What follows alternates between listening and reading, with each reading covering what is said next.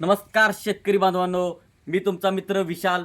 आज आपण आलेलो आहोत एक पळशी ही असे गावठाण आहे आणि सातारा जिल्ह्यातील मान तालुक्यामध्ये आज आपण आलेलो आहेत। नमस्कार ताई। नमस्कार। ताई साहेब, आपल्या शेतकरी बांधवांना तुमची ओळख करून द्या। माझे नाव राणी प्रवीण खाडे, तालुका मान, जिल्हा सातारा। अच्छा, ताई साहेब, तुम्ही ही जी जनावर आहे ही किती वर्षापासून सांभाळताय? मी जवळजवळ 20 वर्ष झालं बघा ही जनावरं सांभाळत आहे। म्हणजे ह्या 20 वर्षाच्या काळात जनावर सांभाळताना बरेचसे तुम्हाला अडचणी येत असतील आणि नुकताच आपल्या मॅनकाइंड कंपनीने एक नवीन प्रोडक्ट लॉन्च केला होता आणि ह्या प्रोडक्टचा रिझल्ट या ताईसाहेबांनी अतिशय उत्तम पद्धतीने या प्रोडक्टचा रिझल्ट आलेला आहे। तर या प्रोडक्टचं नाव काय आणि तुम्ही कोणत्या अडचणीमध्ये हा प्रोडक्ट वापरला होता?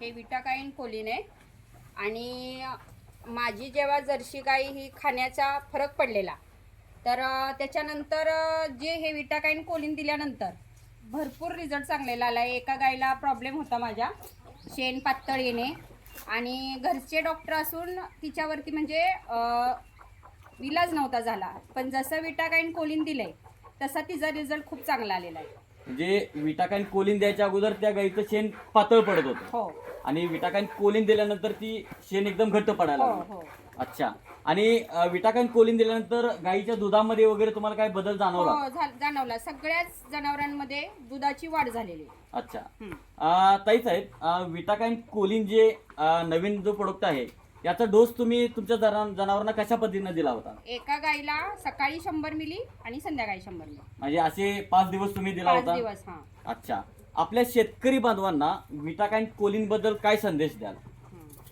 तुम्हाला सुद्धा असा काही प्रॉब्लेम असेल एखाद्या जनावरांमध्ये, किंवा शेण पातळ येणे, न खाणे, पेंड न खाणे, वैरण नीट न खाणे, त्यांची भूक वाढ करायची असेल तर तुम्ही सुद्धा विटाकाईन कोलिन हे वापरू शकता। धन्यवाद ताई साहेब। धन्यवाद।